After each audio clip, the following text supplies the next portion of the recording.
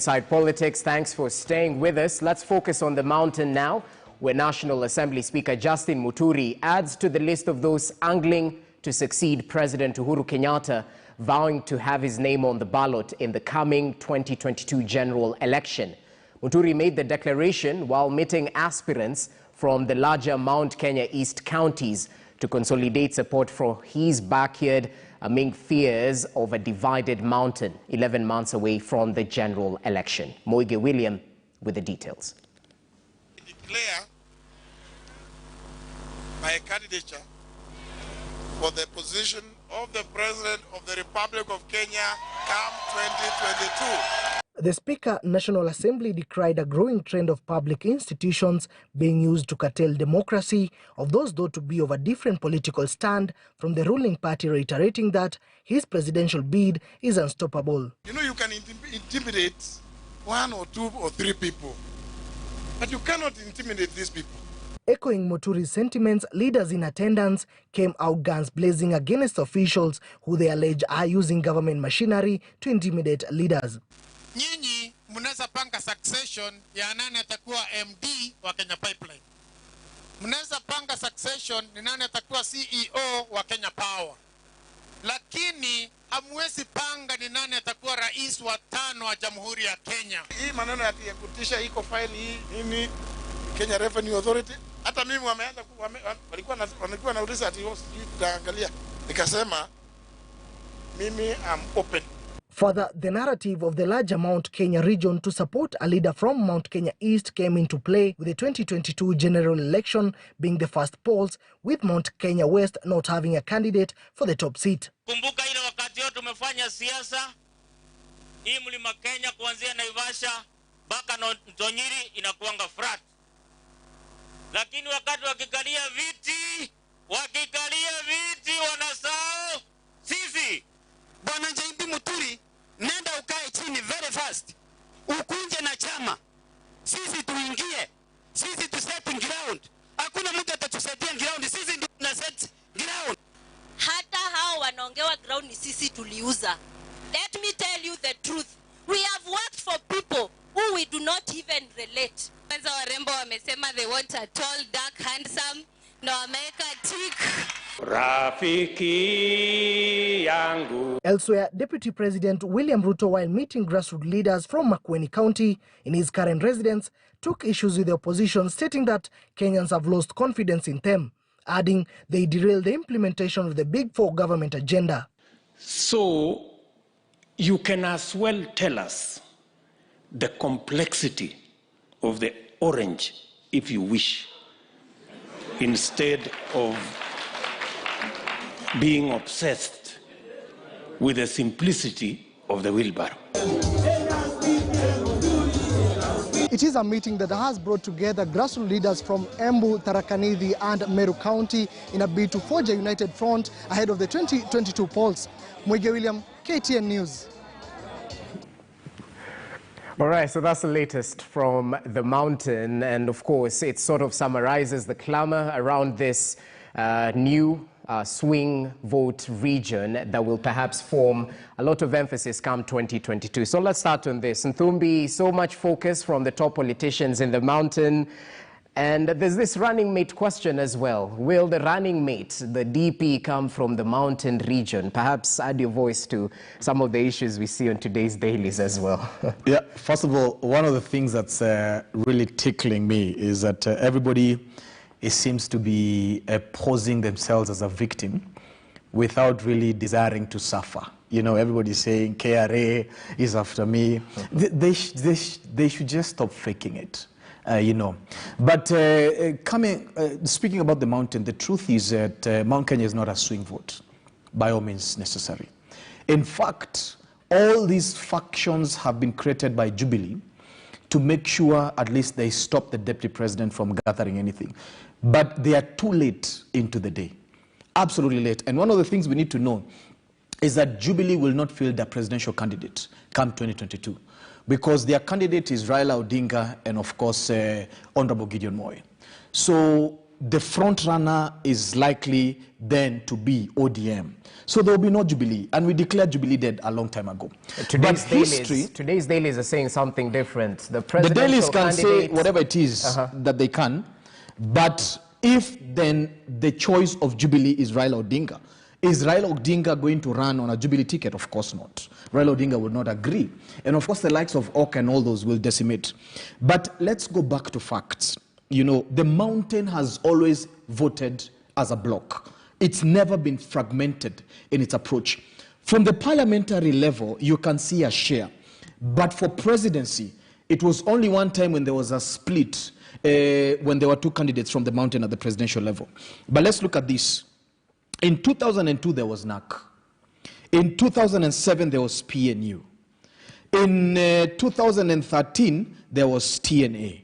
And Jubilee in 2017.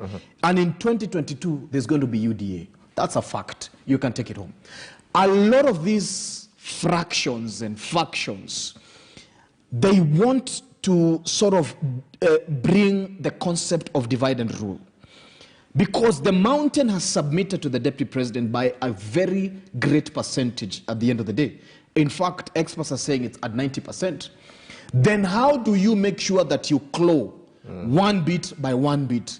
Create a faction in Meru, create another one in Embu East, create another one in Limuru, create another one in Nyeri, another one in Kirinyaga at the end of the day, so that they can be able to fragment the vote at the presidential level for the deputy president. But one of the things we know for a fact, because we come from the mountain, is that anyone who will vie on a Jubilee ticket will be punished. Speaking about Raila Odinga in the mountain is being seen as the person who is likely to give the president a third term. The blue-eyed boy of Jubilee at the end of the day. So then he becomes a Jubilee candidate who will be rejected. But because the mountain has traditionally voted as a bloc, from the presidential level, parliamentary, there can be a divide or whatever it is.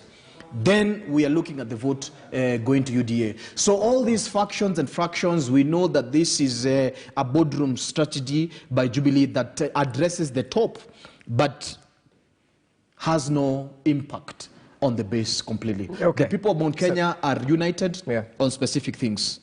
Agri-economy.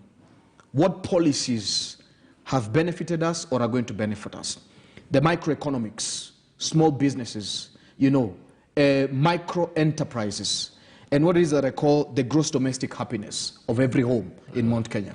That has been violated. I don't think there's anybody who has been hurt by this Jubilee government on demolitions of businesses, a punishment of micro enterprises, like anyone who is from the Mt.Kenya. And I believe in 2022 they'll respond aggressively. Dismas, add your voice to this, because so much is happening within the mountain. Speaking of parties, there's a couple of parties aligned to UDA that have been told either fold up or ship out of UDA party. And Moses Kuria is quite vocal about his new party as well. What's all this clamor about?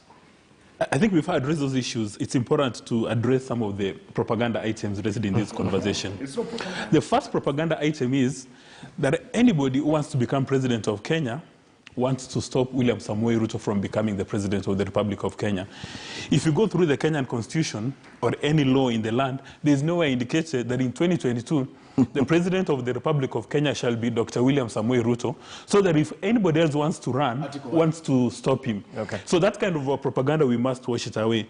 Then the second item of propaganda, that experts have indicated UDA is going to get 90% of the votes in Mount Kenya region. Which experts are these? Experts in what? Experts in what field? I mean, can we table this evidence here? Is it this opinion poll done by bots on social media? You know, this is the kind of propaganda that if you don't address it, it conditions the nation that a certain candidate is going to win, and when the candidate does not win, then it becomes a threat to national security. But isn't he miles ahead in Central? He's miles ahead. Well, there's no evidence to prove that. And I'm sure, you know, you're very athletic, so at some stage, maybe you did the marathons. If you're doing a 41-kilometer marathon, you only get to know the likely winners after you cover 36 kilometers. You cannot tell who is going to win a marathon after the first 10 kilometers. Now, let's go to the germane issues that you've raised.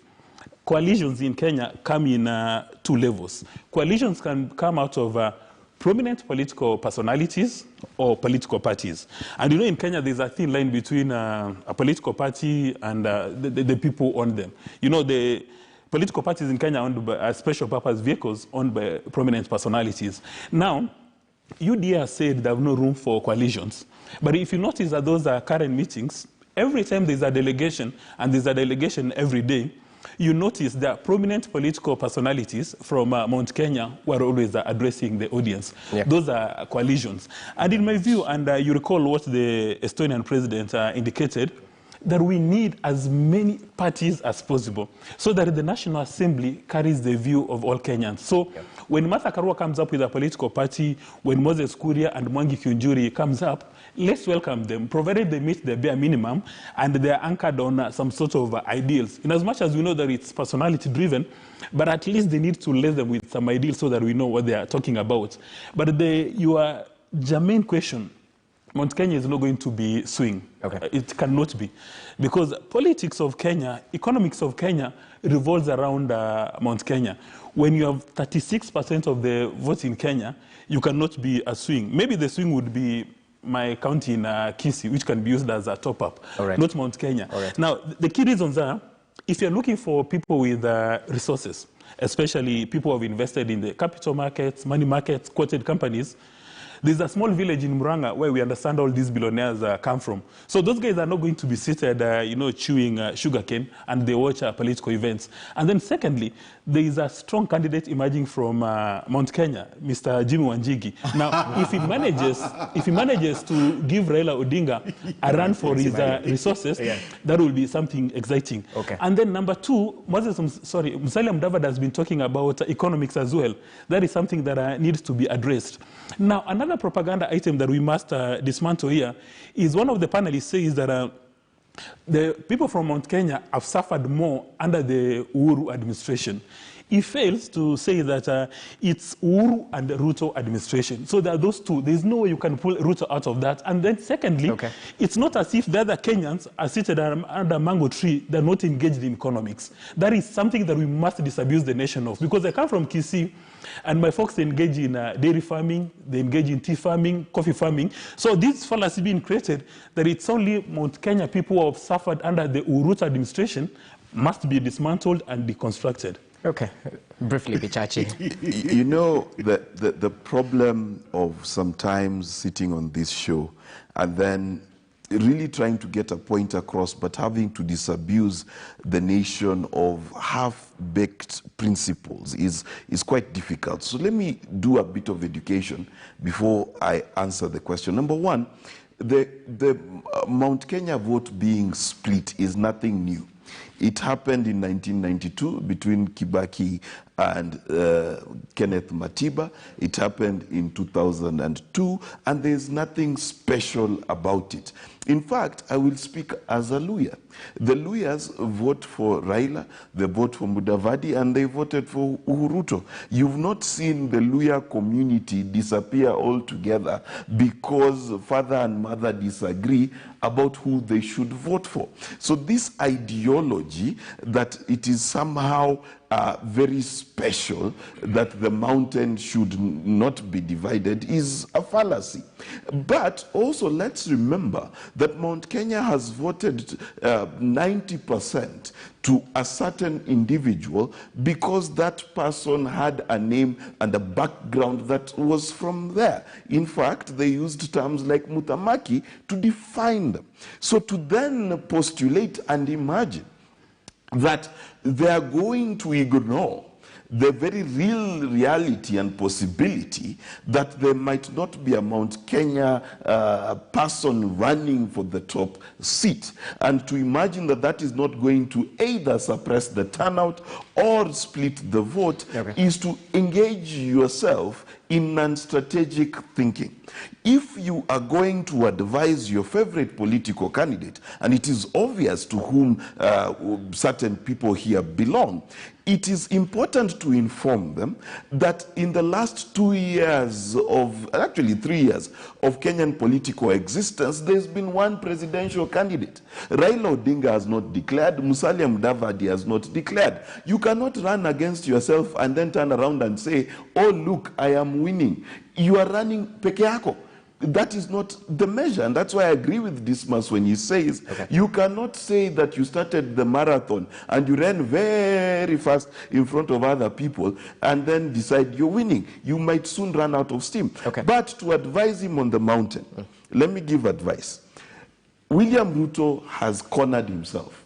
He can only choose a running mate from the mountain and nowhere else. Why is that? Because the only place where he ran for a by-election and UDA got a win was in Kiambaa, and it was 50%. So he must ask himself, that 50% plus 500 votes, how will he make it count? Because in any election where there is Raila Odinga versus anyone who's quoting to win the mountain, if the mountain does not show up 20%, if you reduce it by 20%, Raila Odinga wins. So let's engage in proper mathematics. So Hezbollah, add your voice to this before your right of reply. There's a question of the running mate. Of course, if there's so much focus on central Kenya, is this the place where the running mate should come from? And of course, the years of propaganda that have perhaps slowed down the presidency ambition of Raila Odinga. Will they be able to break it down this time round? Thank you, Jesse. I think let me start with the problem, the issue of the running mate. I think it's not just the question of the running mate. If you listen to Mt.Kenya leaders, they're actually negotiating for much more than the running mate, because they're looking at, one, having that running mate for whoever is, thinking of getting the Mt.Kenya votes. And then number two, they're also looking at a sizable percentage of the stake in the cabinet and essentially the executive arm of the government. And what does that tell you? That simply tells you that, all the frontrunners have, a very dicey situation to deal with Mt.Kenya, because no one is going to win this election by getting 100% of Mt.Kenya. That is if they can get 100% of Mt.Kenya. But I'll come back to that. The person who will win the election will have to get a sizable percentage of the vote in Mt.Kenya and still retain their traditional solid bases. And that's why most people are touting Raila Odinga as the most formidable candidate, because he's the only one who has a very solid, back support in his backyard. The rest, I think, their backyards have always been split, And then, secondly, there's also the issue of, Mt.Kenya has always voted as a bloc. Let us just disabuse this notion once and for all. That is not the truth. They've never voted as a bloc. And the instances where they've voted as a bloc, there has been a reason. Look at 1992, and Mark has spoken to this. Kenneth Matiba and President Kibaki lost to Moi, and Moi had a simple majority of around 30% of the total vote. If they had voted as a bloc in 1992, I think Kenya would be totally different, because then we would have ended KANU reign in 1992. They did not. In 1997, it was even worse, because they split it completely, and Moi won again by a simple majority. Now, in 2002, let no one lie to Kenyans that Mt.Kenya voted as a bloc. Mt.Kenya did not vote as a bloc. The reason why Kenyans voted for Kibaki overwhelmingly is simply because the Rainbow Coalition that left KANU brought a wave into NAK to form the NAK government. That was a wave that was stopping KANU. It was not Mt.Kenya voting as a bloc. But now, the last three elections that Mt.Kenya has voted as a bloc, you can call it four, including the one that was repeated, they voted as a bloc because their political leaders created a boogeyman. And that is a fact that cannot be disputed. One of the key second liberation fighter in Governor Kiraitu Murungi talked about that they had to demonize Raila, and they campaigned on the platform of fear. And that is how they were galvanized to vote as a bloc. Now, you can't fault the leaders who did that, because they were looking for power. All right. And for them, they were thinking that by getting that power, they would solve the issues of Kenyans. And I think it is not for individuals to judge that. I think Kibaki took Kenya to a very good place. Uhuru has even done better, in my opinion, especially in the second term, by, establishing an infrastructural basis that would provide a very solid springboard for the next president. So what does that say about Mt.Kenya today? It simply says that the politician who will succeed in galvanizing his backyard, one, and then secondly, in selling to Mt.Kenya a manifesto that will get a sizable chunk. No one will even get around 50. I mean, all these politicians, even if they were to appoint a Mt.Kenya, vice deputy president, no one will get near 15. But the one who will create that balance between giving Mt.Kenya people what would make sense to them and still tell the rest of the Kenyans that this is a leadership that will address every issue that is facing any Kenyan irrespective of where they are. All right. Is a presidential candidate who will win. And now, that takes us back to President Uhuru Kenyatta. Now, if you look at the way President Uhuru Kenyatta has gone about his second term and how he has, focused on development in each and every part of this country, irrespective of whether they voted for him or not, the candidate who builds on that, who talks about the blue economy that the president has initiated, the candidate who talks about leveraging on infrastructure, the candidate who talks about uniting Kenyans and solving the problems of Kenyans, irrespective of their political affiliations, that is the candidate that Kenyans are looking for. And lastly, this election is not about Mount Kenya. They could be important in terms of tilting, but this election is about that candidate who will address the issues of Kenyans. Okay, Hesbon, you have fair points, and you've given your thoughts on that. So I'll give you, gentlemen, 1 minute perhaps to reply, as you also get the right of reply. My right of reply. Sure. Yeah, thank you. Ethnic balkanization or issue-based politics, what will inform the Kenyan voter, you know? Allow me to respond on the Mount Kenya aspect, sure. And then I give my point. And my colleagues have responded almost more emotionally than factually. Of course, with Bichachi trying to sound like P.L. Lumumba, which is really tickling me. The results of but the thing is this, I have factually indicated that the mountain has voted as a bloc. And I come there technically. You can't take me away from where the facts are planted. And the president himself pronounced himself that he will have 10 years to rule and his deputy 10 years to rule. And I know he has one vote, and he hasn't endorsed any other person. But the deputy president, and my colleague alluded to the fact that there's nowhere in the constitution that is written that His Excellency Dr. William Ruto will be the next president. But I want to remind him that he is the only presidential candidate that has gone to the fact of universal suffrage, asking Kenyans to vote for him as the next president. His candidates and the rest of them are moving from State House Nairobi to State House Mombasa, asking for endorsements and succession. And the politics of succession in this country are long dead. Why?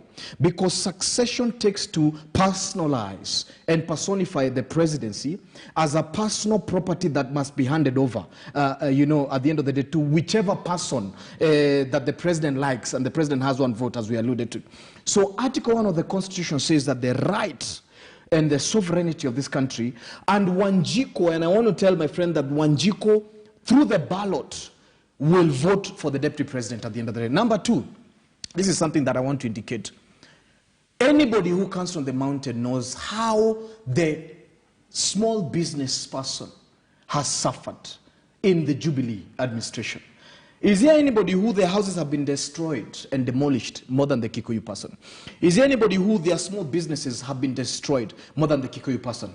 Is there anybody who the economy, the agrarian economy, has sunk more than the Kikuyu person in this country? So at the end of the day, what the mountain is looking for is that person who is sensitive to their needs, who can step in their feet at the end of the day, and who can look at the future of this country with them in mind. And to be very honest, the person who has pronounced themselves as that is the deputy president. And in closing, let me say this. Raila Odinga is waiting for the endorsement of the president at the end of the day. He is. And he's going to be the candidate. That one we know, and you'll see it. But the truth is, anyone who will be endorsed by Jubilee, any candidate that is of Jubilee, will be seen to be giving a third term to an oppressive regime. And they will be rejected. And because there has been years of balkanization, years of radicalization against Raila Odinga, it is unfortunate at the end of the day, those ones who are trying to sell him are the same ones who have demonized him for over 20 years. It is not impossible for you to put white flour on Raila Odinga and now tell the people of the mountain that he's more edible than he was before. And those are the petty politics that Jubilee has been playing over the years, and it's unfortunate. I don't know how undemonizing someone is petty politics. I thought that's the right thing, that if you make a mistake, you correct it. But I want to address myself to an issue that has been said here quite flippantly, and it's of concern to me. When you say that there is no houses that have been demolished more than those of the Kikuyu, as per my record, the houses that have been destroyed are the houses sitting on riparian land, the houses sitting on road leeways and things like that. Are we saying then that the bulk of badly built houses are from one community? Are we trying to say that the government of William Ruto and the President Uhuru Kenyatta has targeted like drone strikes and destroyed only Kikuyu homes? For what purpose? Are we sitting here on a national show to say that the budget that is passed in Parliament and it's unfair to business is more unfair to a Kikuyu businessman than Nahumicha back in my village? Are we trying to say that the budget in this country affects people in Central more than the banana planters in Kisii? Why would we sit on a national show and make national issues and reduce them to tribe? I do not believe there is a single policy that targets Kikuyu small businesses.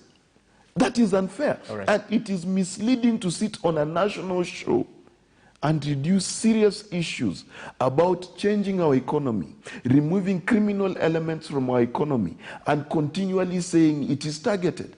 There is no one who told you to go build in Rai on top of a sewage plant for you to come and say that now you're being targeted because of your tribe. This must perhaps add your voice to this. I think he was. No, I'm not going to apologize for correcting you on saying that it's targeted against the Kikuyu. This must. Just because you live in a large house, don't. I wish I never knew from the time I started doing analysis that I would ever agree with Mark Bichachi on anything, but I agree the way he's dismantled this voodoo analysis.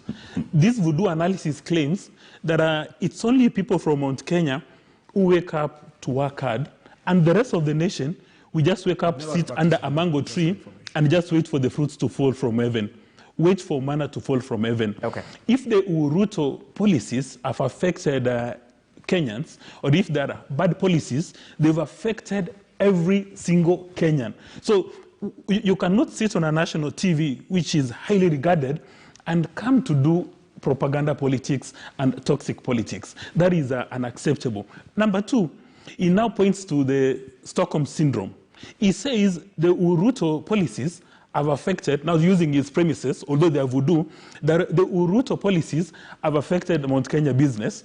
And then he now separates Uhuru from Ruto. Then he says the Messiah is Ruto, who is coming to cure the same thing. Can you see the kind of voodoo logic we are being subjected to? This is unacceptable in my view, and this is how nations get into trouble. These are threats to our national security. Okay, we definitely have to hear from Hesbon as well. Equality, even on the show. Hesbon, add your voice to this briefly, sir. 1 minute. I think it's very clear that the deputy president is actually the front runner as far as the bulk of the votes in Mount Kenya are concerned. Look at what happened in the last 1 week. We had aspirants in Mount Kenya region who were making a lot of noise, saying that the deputy president seems to be endorsing certain candidates. What does that tell you? It simply tells you that serious contenders running into elective positions in 2022 actually angling for the UDA ticket and the support of the deputy president. And the fact that some would come and say we need a fair contest on the ground tells you that there's a sense in which UDA has made serious inroads in Mount Kenya. That is one. Then number two, this is understandable because this is what he's been doing in the last 4 years. Number three, I think my friend Thumbi has talked about, the president is going to endorse Raila Odinga, And that cannot guarantee the Mt.Kenya votes. But I think let us just be honest with ourselves. No president has ever endorsed someone and succeeded. And I don't think the president, if Raila was his preferred candidate, would want to do that. I'm not so sure Raila would want to be endorsed by the president, because then it comes with the baggage of being evaluated on the failures of the government, in as much as the government has a lot of success stories. So what does that basically say about the political dynamics? It simply says that Raila does not need the endorsement of the president. The only thing that Raila needs is, one, the Mt.Kenya leaders coming out to say that their strategy in the last 3 elections has been to demonize Raila. He's not a bad guy. They've started doing that. And then number 3, and I think what is ultimately important, is for politicians to have access to Mt.Kenya region. And from where I sit, access to talking to leaders in Mt.Kenya, cascading that same information to the public, would put Raila in a very well-poised position to have a sizable chunk of the Mt.Kenya votes. Whether that will make him the president or not is dependent, again, on how he'll manage to maintain his traditional support base. All right, Hesbon, well noted. 30 seconds briefly. 30 seconds. We need to take a break here. You know, it's tragic that when the deputy president is mentioned in good light, my colleagues here get a running stomach. And I think it's important to tell them that their anger will not roast yams for us to be satisfied. But let me tell you something, my brother, which is important. We have to give credit of what is good in Jubilee to the deputy president and exonerate him for what is bad. And this is why. He was the think tank of the Big Four. And he had every good intention to see Big Four succeed. And unfortunately, the likes of Raila Odinga and his colleagues, the Musalia Mudavadi, and whatever it is that there is, came to destroy that dream. And the deputy president was removed from the bad that preceded that. So you can't, a man who has already walked out from the bad, you cannot give him that bad to work with. But you have to credit him with the good intentions that he had earlier. And that's the truth of the matter. But implementation is something totally different. We implementation, at the end of the day, there was you remember that there was a presidential order that gave everything to Honorable Matiang'i. Okay. Let me just say this. Tell me, which cabinet meeting has Raila Odinga sat in or Mudavadi sat in? And then tell me which cabinet meeting William Ruto has missed. Let's take a break, gentlemen. A lot to do and a lot to talk about right now, but we'll definitely continue with the discussion, perhaps not just focusing on Mt.Kenya this time round. A lot is happening in the western part of the country. ODM leader Raila Odinga is equally set to share a podium today with Musalia Mudavadi. It's bound to get interesting, bearing in mind his victory lap as he entered the western region. No one can block him from that particular area. I think that was what he was hinting at, even as we get to interrogate other matters, all to do with the race to State House. Stay with Inside Politics.